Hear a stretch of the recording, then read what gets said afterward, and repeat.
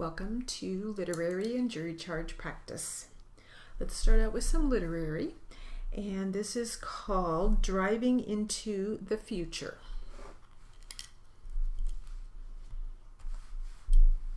Ready? Here we go. If I were to imagine taking a spin in a high-tech vehicle of the future, it would be like something out of the 2002 sci-fi movie Minority Report. A sleek, driverless transport pod would whip me along elevated expressways unencumbered by traffic jams and stop signs. I got a chance to visit a city of the future last fall, but it turned out to be different from what I'd pictured. I found myself strapped into a white Saturn Aura, being driven by old-fashioned way by Wei Peng, director of the University of Michigan's Mobility Transformation Center, MTC, in Ann Arbor. Peng's Saturn carried technology that enabled it to communicate wirelessly with other vehicles and with the road infrastructure. We drove through what looked like a small urban area movie set, rows of two-story building facades made of glass, wood, aluminum, and vinyl, traffic signs and signals, parking stalls, parking meters, park benches, and pedestrian crossings at intersections. Nothing about the test facility street seemed extraordinary until we drove onto an expressway that terminated after 1,000 feet. The name of this town, M-City. Opened in 2015, this one-of-a-kind 32-acre facility with about 16 acres of roads and infrastructure is a closed, controlled environment designed to mimic common driving situations. Here, researchers test innovative technology that could one day enable me to ride in a car, sans Peng, or any driver at all. Researchers and automotive experts believe that connected automated vehicles, see Tech Guide glossary at right, could make traveling by car more efficient, more enjoyable, more accessible, and safer, eliminating most of the 38,000 annual traffic-related deaths, 2015, millions of injuries, and billions of dollars in related costs. A public-private partnership in M-City is operated by MTC, part of the university's Office of Research. It works closely with various arms, as well as government and industry partners. In 2012, the U.S. Department of Transportation awarded the university a $30 million grant to research vehicle-to-vehicle, V2V, and vehicle-to-infrastructure, V2-1 connectivity. The funding enabled to equip 2,800 local residents' vehicles with V2V and V2-1 communication technology. This allowed them to transmit their location, speed, and direction to each other and to receivers perched atop 19 Ann Arbor traffic signals. Within a year, the university took the next step and established MTC. In 2014, MTC began building M-City to test technology that would enable vehicles to see their environment and ultimately drive themselves. More than 60 industry partners have invested in MTC and have lined up to test cutting-edge technologies and vehicles on M-City's circuitous streets. Automakers such as Ford and GM, and suppliers and communications companies such as Delphi, Intel, and Verizon are seeking to be leaders in the connected and automated car market. The Auto Club, too, has invested in the project because of its interest in automotive safety, improving mobility, and informing members about the latest automotive technology. Foreign automakers have also found their way to M-City. BMW and Toyota have their own test tracks in Germany and Japan. Peng says, but they have huge operations here in North America, and our infrastructure looks very different from that in Europe and Asia. City planners, public transportation providers, heavy freight movers, and insurance providers, and also paying close attention to the findings. A living laboratory at first glance, M-City looks like any town USA. The design is intentional, says Jim Saylor, director of UM's Transportation Research Institute. This track is about dealing with complex real-world scenarios that automated and connected vehicles will have to contend with. In M-City, those real-world elements include brick and gravel roads, fire hydrants, a tunnel, an overpass, roundabouts, and much more. Peng agrees that the test Best way to test driverless car technology is to expose it to the real world, warts and all. We can't say to the State Department of Transportation, hey, we'll need to drill holes and install magnets in all of your streets, and by the way, their location needs to be precise. Ping says it's just too expensive. In this hyper-competitive business, the technology must be able to function on today's streets. For all of the enthusiasm that Ping and Sayer have for M-City, they're just as excited about a large testing ground, the city of Ann Arbor. Its northeast quadrant is already a connected vehicle test bed. The vision is to build a city that is truly the connected living laboratory of the world, Ping says.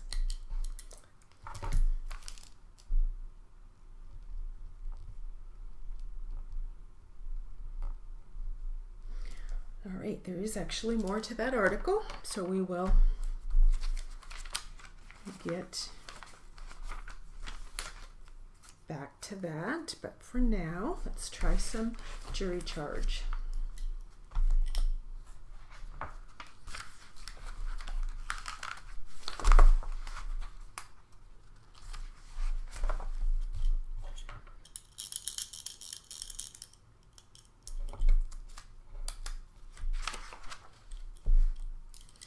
Ready? Here we go. If the state proves each of these elements beyond a reasonable doubt, you must find the defendant guilty as charged. If the state has failed to prove any of these elements beyond a reasonable doubt, you must find him not guilty.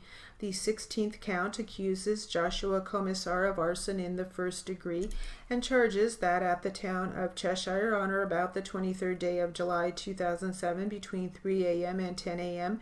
at 300 Sorghum Mill Drive, the said Joshua Commissar did, with the intent to destroy or damage a building, start a fire, and the building was inhabited or occupied, said conduct being in violation of Section 53A-111A1 of the Connecticut General Statutes. Section 53A-111A1 of the Connecticut General Statutes provides that a person is guilty of arson in the first degree when, with intent to destroy or damage a building, he starts a fire and the building is inhabited or occupied. The elements of the crime of arson in the first degree are: 1, that the defendant started a fire; 2, that the defendant specifically intended to destroy or damage a building; and 3, that the building was inhabited or occupied. The first element of the crime of arson in the first degree is that the defendant started a fire. To start means to commence. To cause an act to be done is to bring it about. The fire started need not be a tremendous one. The mere striking of a match can be the start of a fire. The fire must be incendiary in origin. It must not be accidental or started by carelessness. In considering whether the fire was incendiary in origin, you may rely upon all the facts and circumstances at the time and place of the fire as you find them to have been proved, and may draw any reasonable or logical inferences from such facts. The mere fact that there was fire damage to a building does not create an inference that its origin was incendiary. The second element of the crime of arson in the first degree is that the defendant specifically intended to destroy or damage a building. I have already discussed the law of intent with you in my charge on the first count, and I need not repeat that instruction. Building has its ordinary meaning it is a structure that may be entered and used by people as a residence, or for business, or for other purposes involving occupancy by people, whether or not it is actually entered and used as such. The third element of the crime of arson in the first degree is that the building was inhabited or occupied. Although the 16th count charges the defendant as a principal actor under the arson statute, you may, as an alternative, find the defendant guilty under a theory of accessorial liability pursuant to Section 53A-8 of the Connecticut General Statutes. I have already instructed you on the law of accessorial liability in any charge on the first count, and I need not repeat that instruction. For you to find the defendant guilty of being an accessory to the crime of arson in the first degree, the state must prove each of the following elements beyond a reasonable doubt. 1, the defendant had the criminal intent required for the crime of arson in the first degree, namely the specific intent to destroy or damage a building. 2, the defendant had the specific intent to aid the principal offender, namely Stephen Hayes, in the commission of the crime of arson in the first degree. And 3, acting with those intentions, the defendant aided Stephen Hayes in Mr. Hayes's commission of the crime of arson in the first degree. If you find that the state has proven each of these elements beyond a reasonable doubt, you must find the defendant guilty as charged. If you find that the state has failed to prove one or more elements beyond a reasonable doubt, you must find him not guilty. The 17th count accuses Joshua Commissar of assault in the second degree and charges that at the town of Cheshire on or about the 23rd day of July 2017, between 3 a.m. and 10 a.m. at 300 Sorghum Mill Drive, the said Joshua Commissar, with intent to cause physical injury to another person, to wit William Pettit, did cause such injury to William Pettit by means of a dangerous instrument, to wit a baseball bat, in violation of Section 53A-60A2 of the Connecticut General Statutes. Section 53A-60A2 of the Connecticut General Statutes provides that a person is guilty of assault in the second degree when, with intent to cause physical injury to another person, he causes such injury to such person by means of a dangerous instrument other than by means of the discharge of a firearm. For you to find the defendant guilty of this charge, the state must prove each of the following elements beyond a reasonable doubt. 1, that the defendant specifically intended to cause physical injury to another person, namely William Pettit. 2, that acting with that intent, the defendant caused William Pettit such injury. And 3, that the defendant caused that injury by means of a dangerous instrument, namely a baseball bat, and not by means of the discharge of a firearm. The first element which the state must prove beyond a reasonable doubt is that the defendant specifically intended to cause physical injury to another person, namely William Pettit. I have already instructed you on the law of intent in my charge on the first count, and I need not repeat that instruction. Physical injury means impairment of physical condition or pain. The second element that the state must prove beyond a reasonable doubt is that acting with the intent to cause serious injury to William Pettit, the defendant caused William Pettit such injury. You must find that William Pettit was physically injured as a result of the actions of the defendant. We'll take a little break there.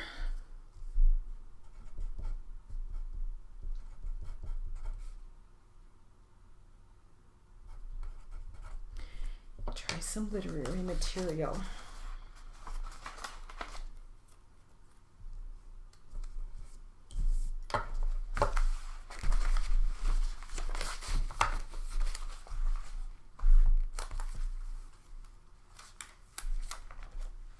Actually, let's finish up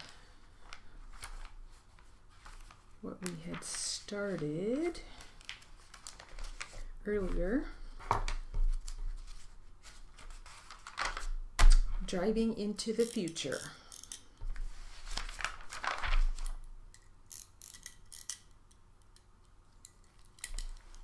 Ready? Here we go. He envisions a connected and driverless testing around that reaches beyond M-City and Ann Arbor's existing communications network, eventually connecting thousands of vehicles with smart intersections across southeast Michigan. Vehicles would transmit their locations to the infrastructure and in return receive updates about imminent traffic jams, pileups, and road construction. By 2021, MTC plans to introduce an advanced mobility service in Ann Arbor that will include connected and automated vehicles, although its exact form isn't yet known. It's an inevitable development, Ping says, given the ambivalence some millennials have toward car ownership. What people need isn't a car, he asserts. What they need is transportation. You already hear people at GM talking about general mobility and people at Ford talking about Ford mobility. The future of Detroit is not as the Motor City. Its future is as the Mobility City.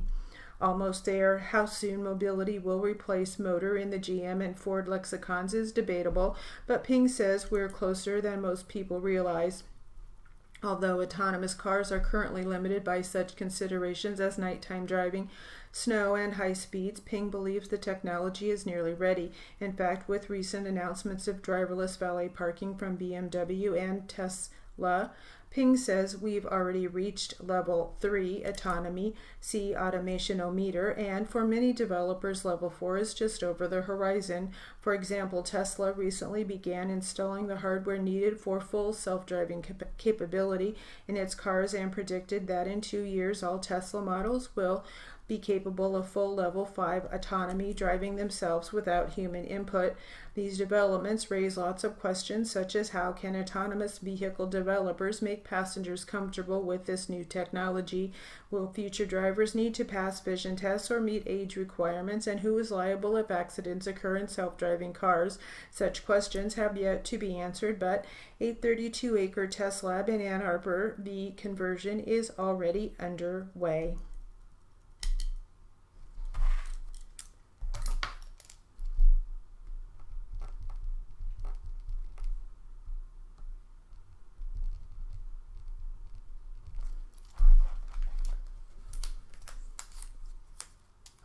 Let's get back to some jury charge. Actually, let's start a new jury charge.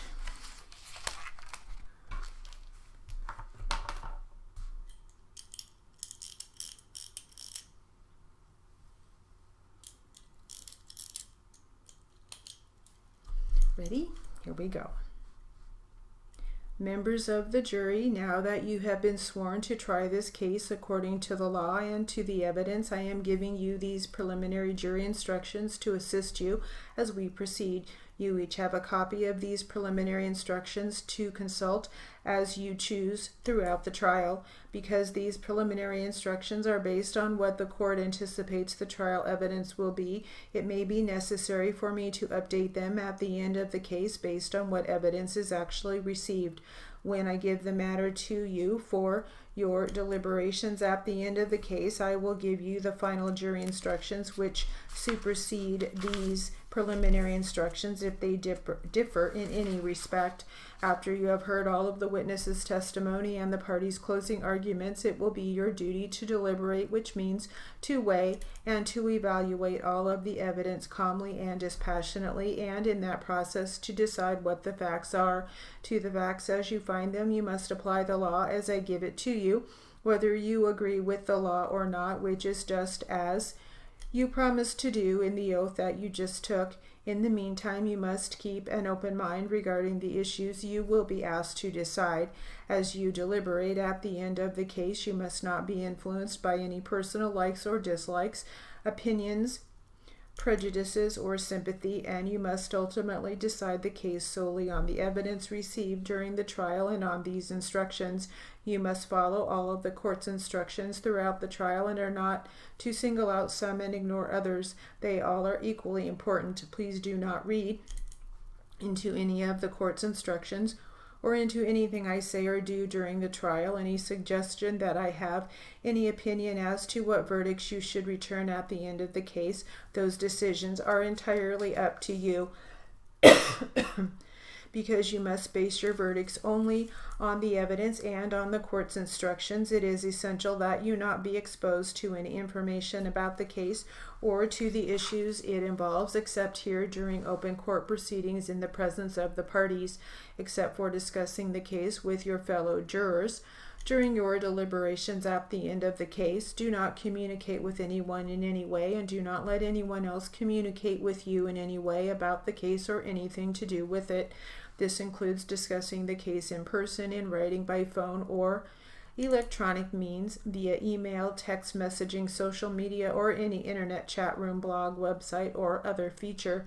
This applies to communicating with your family members, your employer, the media or press, and the people involved in the trial. If you are asked or approached in any way by anyone about your jury service or anything about this case, you must respond that the court has ordered you not to discuss the matter and to report any such contact to the court.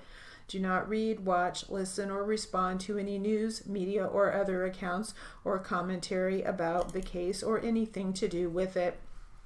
Do not do any research such as searching the internet, consulting dictionaries, or using other reference materials, and do not make any investigation or in any other way try to learn about the case on your own. The law requires these restrictions to ensure each of the parties has a fair trial based on the same evidence that each party has had an opportunity to address here in open court.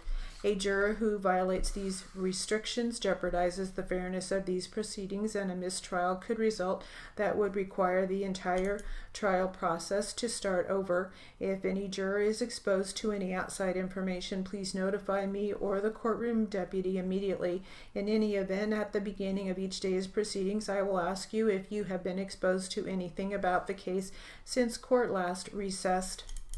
The fact that federal criminal charges have been brought against the defendants, Amon Bundy, Ryan Bundy, Shauna Cox, David Lee Fried, Jeff Wayne Benta, Kenneth Midenbach, and Neil Wampler, is not evidence and does not prove anything. Each of the defendants has pleaded not guilty to each of the charges against them, and each is presumed to be innocent of any wrongdoing. This constitutional presumption of innocence remains in full force and effect unless and until the government proves a particular defendant is guilty of one or more particular charges beyond a reasonable doubt.